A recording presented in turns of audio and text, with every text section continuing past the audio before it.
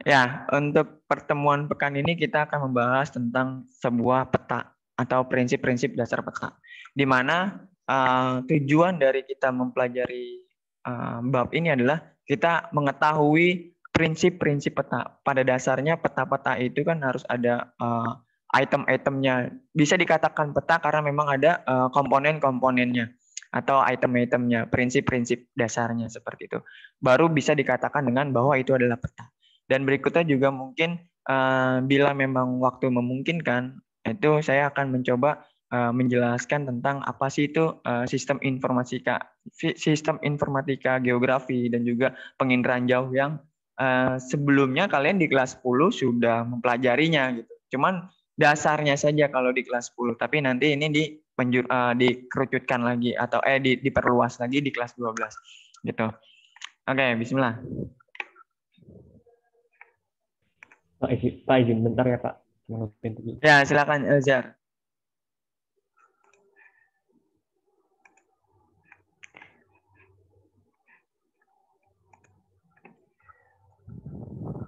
Ya, kita sudah saya stop ya. Ini sudah saya lock ya. Room meetingnya sudah saya lock. Terus bagi yang belum membuka kamera, silakan dibuka kameranya. Nanti saya akan random tiba-tiba mungkin saja bisa saya kick atau saya keluarkan. Oke, terkecuali yang sudah mendapatkan izin. Oke, bismillah.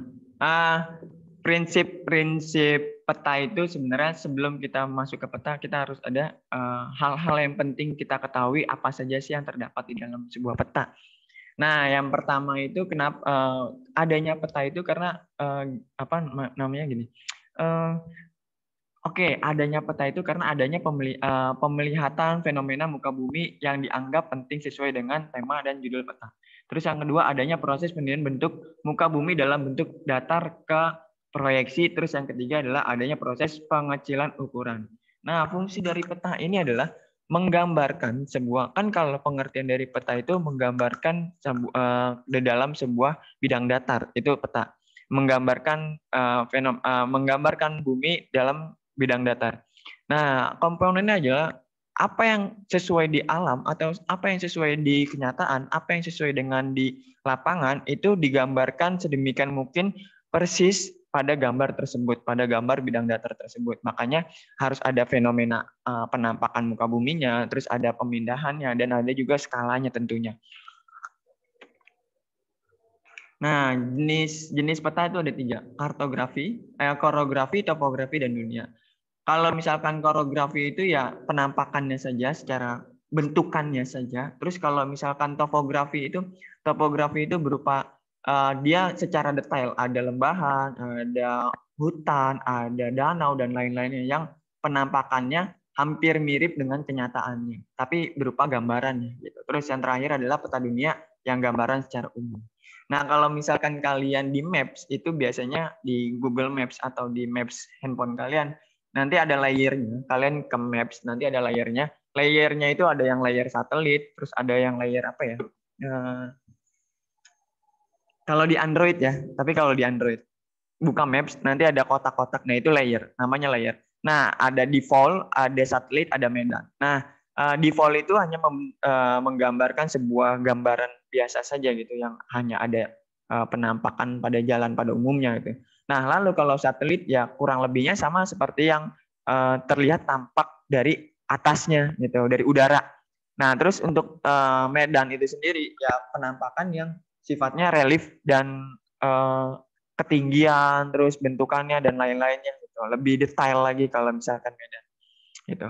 Jadi jenis-jenis peta pun pada umumnya ya, tapi ada juga yang namanya peta bencana alam. Terus ada yang namanya peta tematik. Terus ada lagi peta jenis-jenis peta lainnya.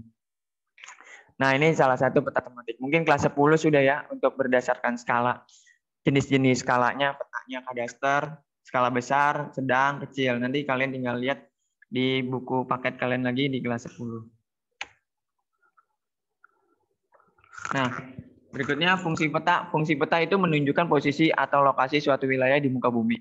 Terus berikutnya memperlihatkan atau menggambarkan fenomena-fenomena dan bentuk-bentuk pada muka bumi. Memperlihatkan ukuran luas daerah dan jarak di muka bumi, menyajikan informasi dalam konteks ruangan. Nah, di sini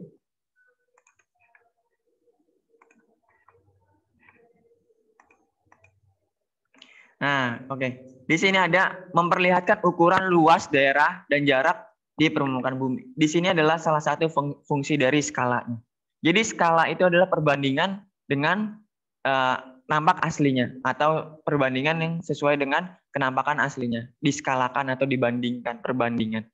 Nah, di sini adalah peta ini ya mau nggak mau dia petanya itu harus mengikuti, menyerupai dan membuat sedemikian mungkin persis dengan apa yang ada di penampakan aslinya gitu.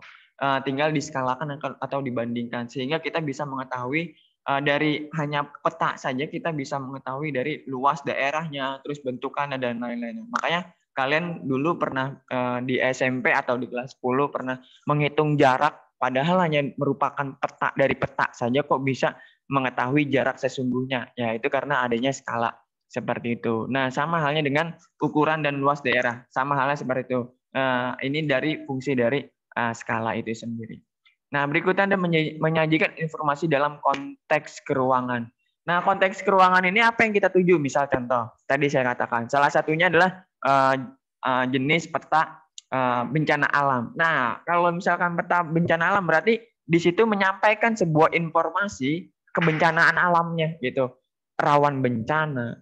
Kan bencana itu adalah menimbulkan sebuah korban. Nah, kalau bencana alam berarti bencananya dari alam. Nah, kalau misalkan bencana tabrakan atau begal itu kan sebuah bencana juga, cuman yang ininya dari sosial, dari masyarakat itu sendiri. Jadi bencana itu karena adanya sebuah korban. Kalau misalkan nggak ada korban berarti bukan sebuah bencana. Seperti itu bencana. Nah, rawan bencana misal contoh di perwira adanya sering terjadinya begal. Nah, itu berarti daerah perwira itu rawan bencana begal. Nah, bencananya bencana begal. Nah, bisa kita bikin petanya. Nanti kita bahas. Jadi ada pembuatan peta itu ada data primer dan juga ada data sekunder. Gitu. Nanti kita coba bahas satu-satu.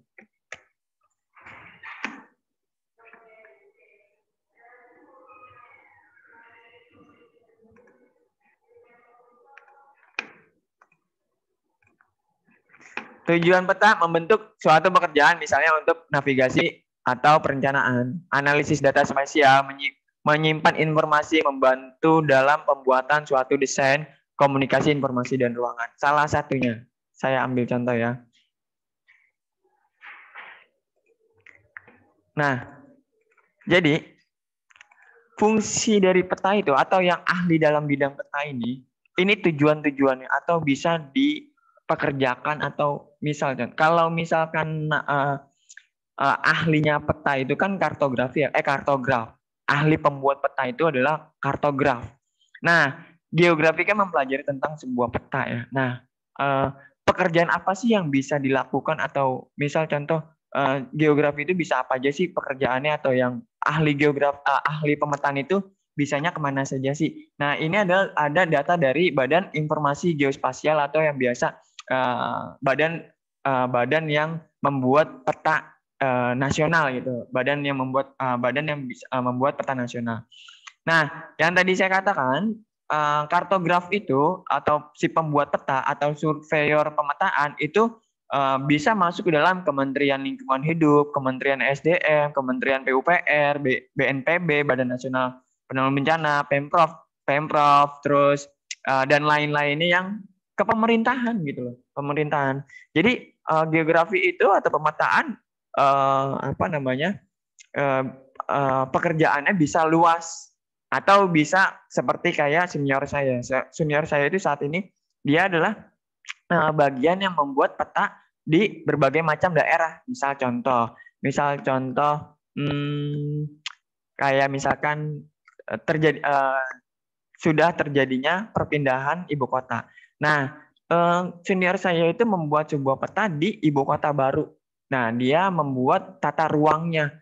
Dia membuat dulu peta dasarnya atau peta sekarang yang terjadi. Nah, setelah itu dia merencanakan seperti apa nih baiknya di daerah tersebut untuk tata kota di berikutnya untuk perkembangan pembangunan berikutnya seperti itu. Itu salah satu contoh dari surveyor atau kartograf atau pembuat peta itu sendiri. Ini kan salah satu peta tematik atau peta yang peta jalan ya gitu.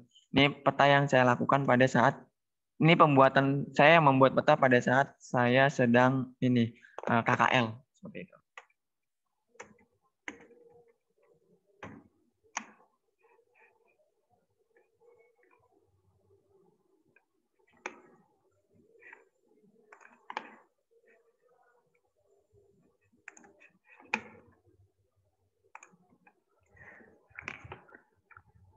Nah, keterampilan ini salah satu komponen yang tadi saya katakan. Prinsip-prinsip dasar pemetaan. Prinsip mengetahui tujuannya adalah mengetahui prinsip-prinsip dasar pemetaan. Nah, pada peta itu sendiri memiliki beberapa komponen. Salah satunya beberapa, ya, ada beberapa. Yang pertama adanya sebuah judul. Adanya sebuah judul, adanya sebuah garis tepi, adanya orientasi, adanya skala, adanya legenda, keterangan, terus adanya koordinat, simbol, lettering, warna peta, dan sumber data. Kita bahas satu-satu. Judul. Tadi kan saya katakan tujuannya adalah agar mengetahui prinsip-prinsip dasar pemetaan atau sebuah peta. Dasar-dasarnya prinsipnya. Nah, di sini ada dasarnya atau komponen yang paling kita pengen mengetahui sebuah peta. Berarti kan kita harus mengetahui peta itu sendiri kan lebih dalam. Apa saja sih yang ada? Judul peta. Nah, judul peta. Elzar, judul peta. Kenapa di sini komponen menurut kamu, Elzar, sepengetahuan kamu? Apa sih maksud dan tujuan adanya judul peta itu? Biar orang-orang tahu kalau ini suatu daerah yang dituju, Pak. Mungkin seperti kayak gitu, bener nggak, Pak? Gimana? Judul dari peta. Gimana? Coba diulang. Kan kalau tadi kan Bapak nanya judul peta. Ya. Nah, menurut saya tuh kalau judul peta itu kayak biar orang-orang tahu kalau misalnya ini suatu daerah tuh kayak, oh ini daerah tertentu, misalnya daerah ini ada di daerah, misalnya Bapak di daerah Jawa, misalnya ini Jawa gitu. Mengetahui suatu daerah-daerah tertentu, Pak, yang Yes, betul. Jadi judul peta itu untuk mengetahui gitu judulnya, apa yang ada di dalamnya itu tertujunya kemana. Misal contoh, kalau misalkan kalian cuma ditampakkan sebuah fenomena penampakan alam saja, kalian nggak tahu tuh itu daerah mana dan daerah mana gitu. Nah, karena adanya judul, berarti kalian sudah mengetahui. Ya, mohon maaf. Sedikit gangguan jaringan. Mohon maaf. Kita lanjut. Nah, tadi kata Elzar, iya benar. Kurang lebih seperti itu. Jadi bagaimana kita tahu kalau misalkan daerah tersebut atau peta itu atau penampakan fenomena alam tersebut daerahnya daerah mana ya? Tahunya cuma dari judul petanya. Terkecuali kalau memang kita sudah hafal atau sudah sering melihat penampakan fenomena alam tersebut gitu. Terus berikutnya ada garis tepi. Garis tepi itu adalah garis pinggiran ya. Garis tepi itulah garis pinggiran untuk mengetahui batas-batas dari bahwa batasnya di sana petanya gitu. Jadi udah ini untuk juga mengetahui garis bujur dan garis lintangnya nanti untuk penepiannya atau akhir dari garis bujur dan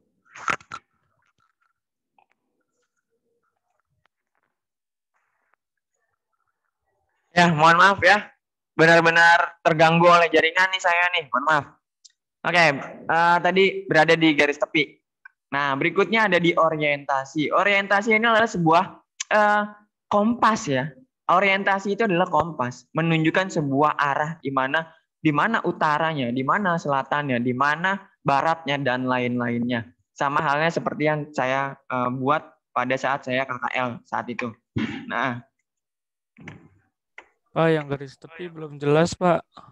Oke, yang garis tepi itu untuk membatasi atau mengakhiri dari sebuah gambarnya. Semisal contoh di sini. Nah, ini ada garis tepi di sini. Di sini ada garis tepi. Nah, garis tepi ini untuk mengakhiri dari sebuah gambar dan juga untuk menghubungkan untuk menghubungkan dan mengakhiri garis lintang dan bujur. Itu fungsi dari garis tepinya. Ini garis tepi nih. Ini garis tepi. Berarti jatuhnya koordinat Nah, bukan sih Pak itu Pak? kalau koordinat itu kan garis-garisnya. Kalau koordinat itu kan garis lintang, terus garis bujur, terus di tengah-tengah pertemuan antara garis lintang dan garis bujur, itu namanya koordinat. Tapi kalau misalkan garis tepi, untuk memulai dan mengakhiri dari garis bujur dan lintang. Ini garis tepi. Nah, berarti memulainya dari sini kan? Seperti itu. Gini. Nah, nih. Ini garis tepi. Ini garis tepi. Ini garis tepi. Nah, garis tepi itu untuk mengawal dan mengakhiri, menghubungkan antara garis lintang dan garis bujur. Kalau misalkan nggak ada garis tepi, maka nggak bisa masuk nih garis lintang dan garis bujur, bener nggak? Kalau misalkan nggak ada garis tepi, maka kita nggak bisa menghubungkan antara garis bujur dan garis lintang. Tuh, kalau misal contoh seperti ini.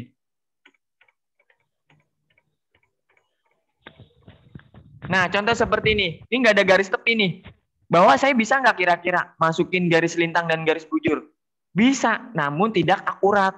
Seperti itu. Bisa dimasukkan, namun tidak akurat.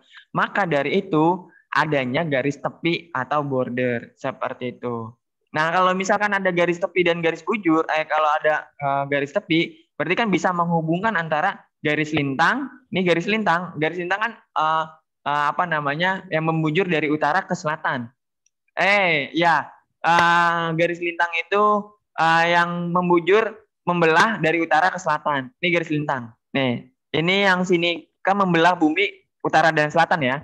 Nah, berarti garis lintangnya ini. Nih garis lintang. Nih, menghubungkan dari sini ke sini secara garis lurus. Nah, garis bujurnya dari sini ke sini.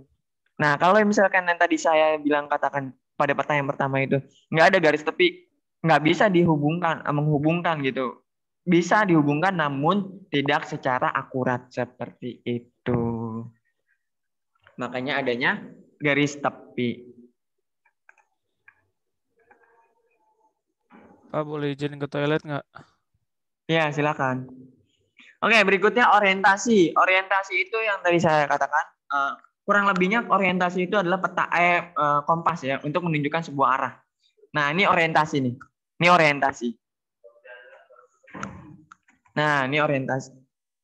Ini juga orientasi. Ini orientasi menunjukkan bahwa yang ke arah sana adalah utara atau 0 derajat, yang sebelah timur itu 90. Jadi arah mata angin itu 36 derajat ya. Dari 0 bermuara dari 0 dan diakhiri dengan 360 derajat. Jadi ini seperti itu.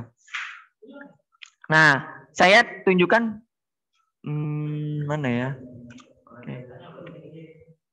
Nah, saya tunjukkan seperti ini. Nah, berarti yang sudut yang saya tembak atau yang saya foto ini, saya garis lurus nih. Misal contoh saya foto garis lurus.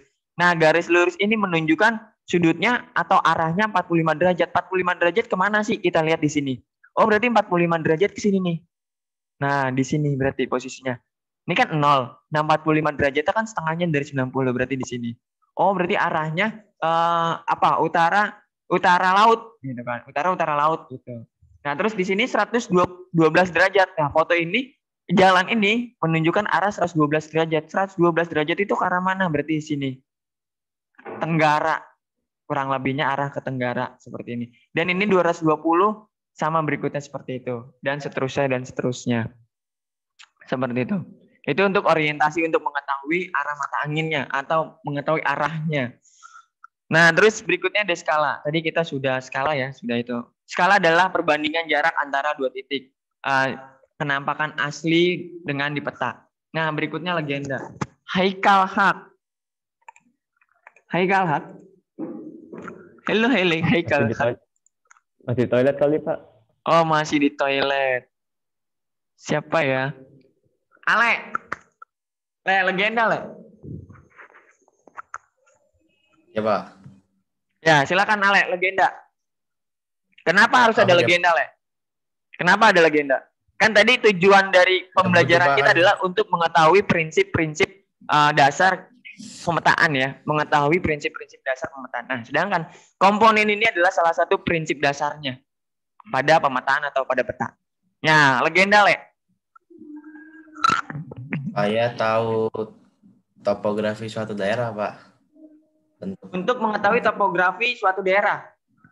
Iya. Topografi itu sendiri apa, Le? Yang ini kan permukaan bumi, relief. Yes, topografi adalah penampakan relief atau penampakan muka bumi yang ada secara langsung gitu. Nah, cuman legenda ini adalah sebuah keterangan. Kurangnya dari Ale, legenda ini adalah sebuah keterangan apa yang ada di dalam peta, keterangannya yang ada di legenda. Seperti itu. Misal contoh di dalam peta ada lambang beberapa simbol ya, bukan lambang. Beberapa simbol. Nah, kita kan nggak tahu nih di dalam peta itu simbol apa sih maksudnya, itu simbol apa sih. Nah, pengertian atau maksud pada simbol-simbol dalam peta tersebut adanya di legenda. Berarti legenda adalah sebuah keterangan pada peta. Seperti itu. Nah, kalian, mohon maaf ya, kelebihan kalian di rumah itu WFH atau sambil online, kalian bisa sambil nyemil, silakan. Namun, masih tetap fokus ya. Kayak seperti saya nih. Bisa sambil nyemil buah dan juga bisa sambil minum. Itu asal masih tetap dalam fokus kalian. Itu jangan nggak makan juga ya. Kalau makan mungkin bisa lewat dari fokus itu.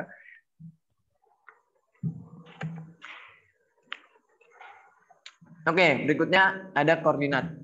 Dit, koordinat, Dit. Kenapa nih, Dit? Harus ada koordinat di dalam peta nih, Dit. Lebih akurat. Rahman. Agar lebih akurat. Akurat apanya nih? Letak itunya, petanya. Oke. Koordinat di sini adalah menunjukkan sebuah garis lintang dan bujur. Nah, benar kata si Hadid. Untuk lebih akurat, namun maksud dari Hadid di sini adalah untuk menunjukkan sebuah tempat, sebuah daerah dengan akurat yang ditunjukkan oleh sebuah angka astronomi. Gitu. Jadi lebih akurat. Dulu kalau misalkan kalian masih ingat ada yang namanya konsep lokasi. Konsep lokasi itu ada absolut sama relatif. Nah, absolut itu kan pasti. Nah, koordinat ini adalah menunjukkan sebuah lokasi yang pasti. Pastinya. Terus kalau misalkan relatif atau relatif gitu ya. Itu sekitaran. Misal contoh, rumah saya sekitar pom bensin dan juga SDN. Nah, itu kan sekitaran ya. Nggak pasti atau sekitaran, berdekatan atau seperti itulah gitu. Nah, fungsinya dari koordinat seperti yang tadi saya katakan, seperti itu. Ada satu fenomena yang menurut saya yang hanya terjadi di geografi saja. Pada saat itu saya lagi KKL. Maaf saya potong Pak, izin ya. Gimana Elzar? Saya izin dulu Pak, itu nih ibu saya dulu minta tolong. Ya, silakan dulu. Enggak mau izin. Ya Pak, kasih Pak. Ya, sama kok sama sih. Oke. Ada suatu fenomena yang hanya terjadi di geografi saja menurut saya ya. Pada saat itu saya KKL. KKL itu kuliah kerja lapangan atau kalau di itu kalian kenalnya KKN. Saya pada saat itu kan bagian pemetaan ya. Saya bagian bikin peta dan saya bagian nyusur peta dan juga bukan nyusur peta, nyusur daerah. Saya adalah bagiannya nyusur daerah dan pembuat peta. Nyusur daerah itu maksudnya apa? Bener nggak sih batas-batas daerahnya sesuai atau tidak dengan yang di peta dan penampakan aslinya, terus sesuai dengan kenegaraan, administrasi kenegaraan atau enggak. Itu fungsinya saya. Nah, pada saat itu saya lagi di perbatasan daerah. Perbatasan daerahnya itu ada di tengah hutan. Ada di perbatasan tengah. Saya itu adanya di perbatasan daerah, perbatasan desa. Adanya saya di tengah hutan. Nah, karena memang pada saat itu kan kami semuanya menggunakan HT ya, menggunakan HT. Nah, pada saat lagi jam makan siang, karena memang senternya atau pusatnya atau base camp-nya itu sangat jauh dari titik saya, keberadaan saya, maka apa namanya, pas lagi saat makan jam siang itu saya di calling saat itu menggunakan HT. Untuk tim kartografi posisi di mana ya? Nah, untuk tim kartografi adanya di mana ya? Dan kami kan nggak tahu ya, sekitaran saya itu memang hutan, kanan kiri pohon dan lain-lain gitu. Kami nggak tahu gitu, karena saat itu sinyal pun juga kami nggak ada. Nah, cuman kami hanya menggunakan, kami hanya ada kompas dan juga modalan saya kompas, GPS, terus altimeter, clinometer dan juga peta. Saat lagi tim base camp menanyakan keberadaan kami untuk mengirimkan sebuah konsumsi, ya kami nggak tahu ya kami berada di mana. Kami hanya menggunakan peta dan GPS.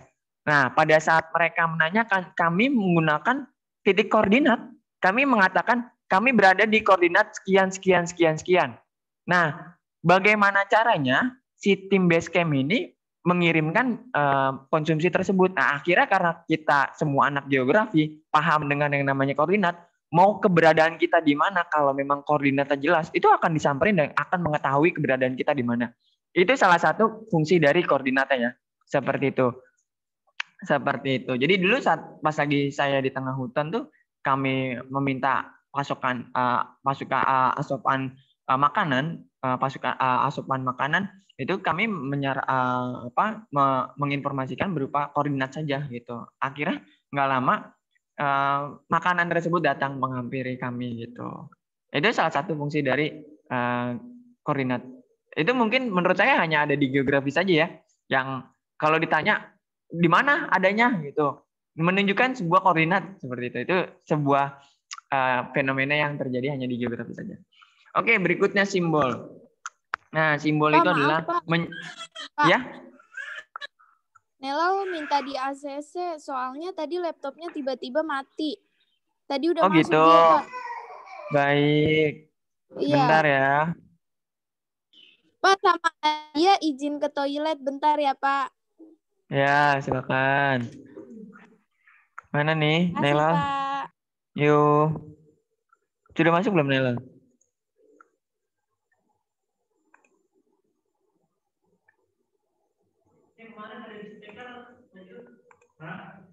Sebentar. Kok gimana ya?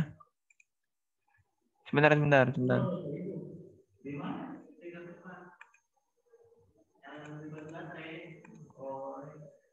Kok malah saya yang nge-lag ya?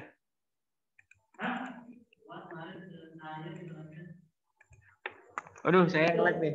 Sebentar.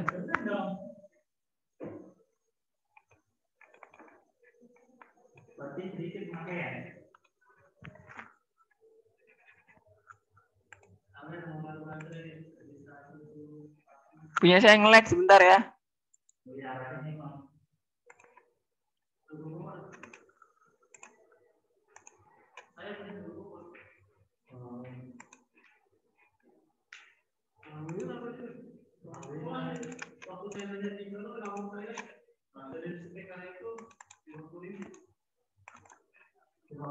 Wadidaw. Share screen-nya matiin dulu aja, Pak. Nggak bisa dimatiin share screen-nya.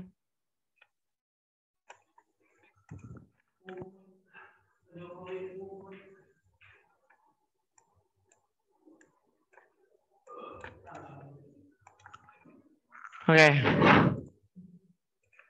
Sebentar ya.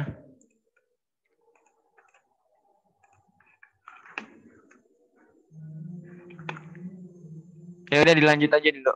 Nanti sampai bisa lagi. Karena ini lagi, ini nih, nggak tahu nih saya nih.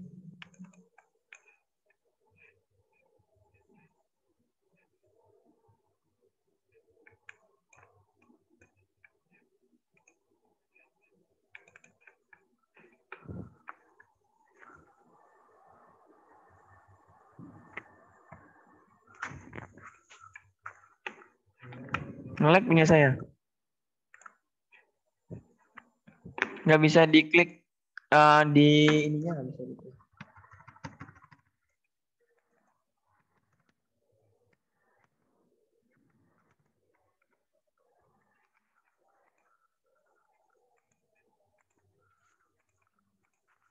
Jadi ini nampak seperti ininya mengganggu saya. Coba saya disconnect dulu ya.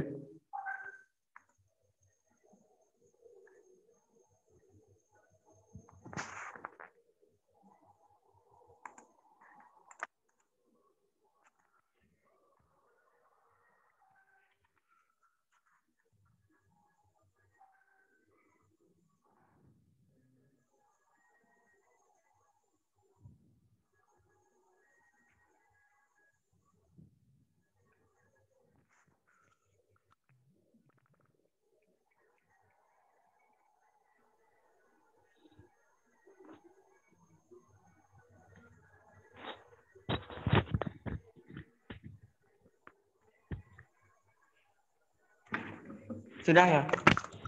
Wah, masih nggak bisa. Ternyata masih nggak bisa. Pak Bambang, Ya, hadir. Pak, saya mau Ada yang bisa ngekick ganti saya HP nggak? dulu, Pak. HP saya Mungkin panas, di-kick Pak. saya dulu deh. Ya gimana, Elzar? Yang hostnya siapa sih? Enggak, saya mau ganti HP dulu, Pak. HP saya panas. Ya, silakan. Ini Pak, yang tolong di ACC ya, bisa Pak. ngekick saya Tolong ada di nggak? ACC ya, Pak. Ya, ya. Yang bisa ngekick, Oke, ada yang Bang. bisa Ini, ngekick Pak. saya nggak nih? Error Pak. nih punya saya nih, tim saya nih. Coba hostnya di dulu aja, Pak. Nggak bisa, Harus aku. nggak bisa ngapa-ngapain.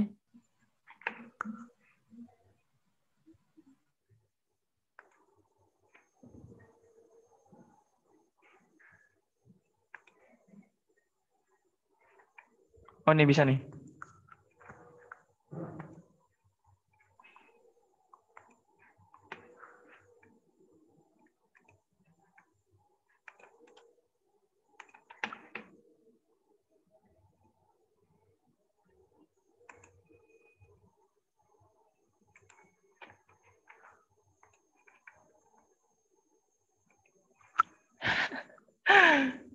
Aduh. Itu antara recording sama share screen-nya Pak harus dimatiin. Keberatan. Mungkin, tapi nggak bisa ngapa-ngapain nih. Udah nggak bisa ngapa-ngapain nih. Saya nggak bisa ngapa-ngapain.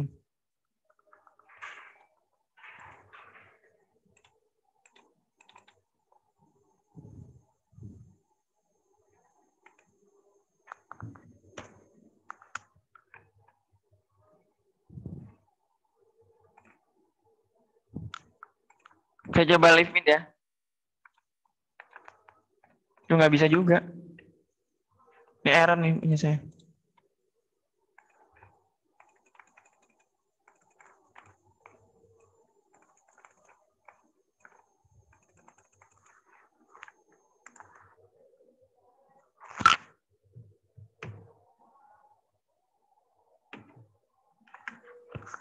Sabar ya.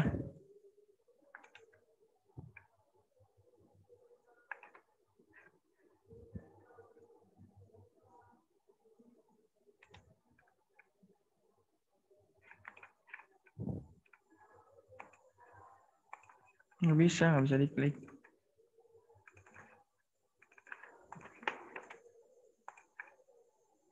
Ini aja nggak bisa digeser. Partisipannya nggak bisa digeser. Jadi nggak ganggu.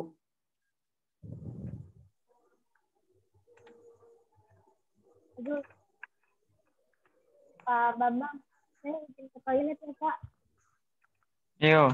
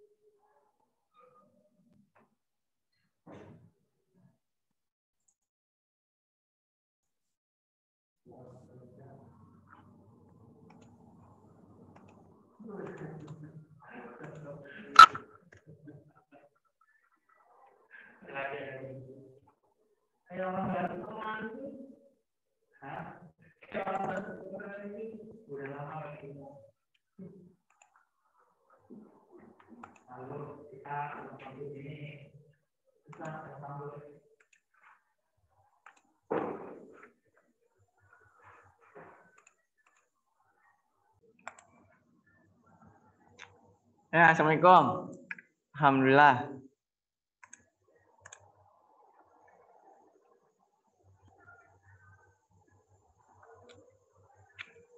Halo.